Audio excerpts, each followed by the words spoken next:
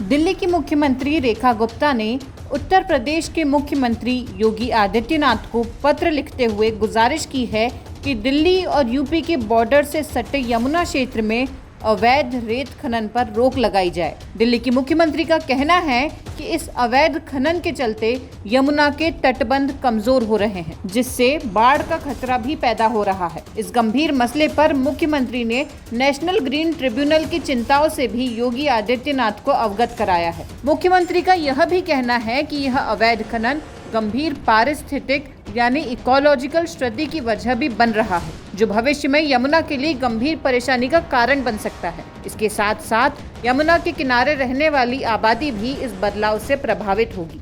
मुख्यमंत्री रेखा गुप्ता का कहना है कि यह अंतर्राज्यीय प्राकृतिक मुद्दा है, इसलिए इस अवैध रेत खनन पर प्रभावी रूप से रोक लगाने के लिए दिल्ली और उत्तर प्रदेश की सरकारों के बीच एक समन्वित और संयुक्त प्रवर्तन तंत्र की जरूरत है। रेखा गुप्ता ने यूपी सीएम को जानकारी दी कि नेशनल ग्रीन ट्रिब्यूनल भी लगातार यमुना में अवैध रेत खनन पर चिंता व्यक्त करता रहा है। एनजीटी की ओर से लगातार कहा जा रहा है कि ये अवैध खनन कई प्रकार के दुष्प्रभाव ला रहा है, इसलिए इस पर रोक लगाना जरूरी है।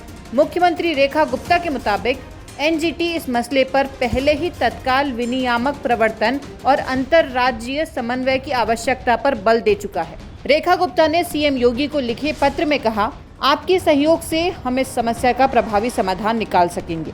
मैं गुजारिश करती हूं कि आप अपने अफसरों को इस मसले पर संयुक्त अंतर्राज्यीय सीमांकन के जरूरी दिशा निर्देश देने की कृपा करें, जिससे दोनों प्रदेशों के प्रशासन के समन्वित प्रयासों से क्षेत्र के पारिस्थितिक संतुलन की प्रभावी रूप से रक्षा की जा सके।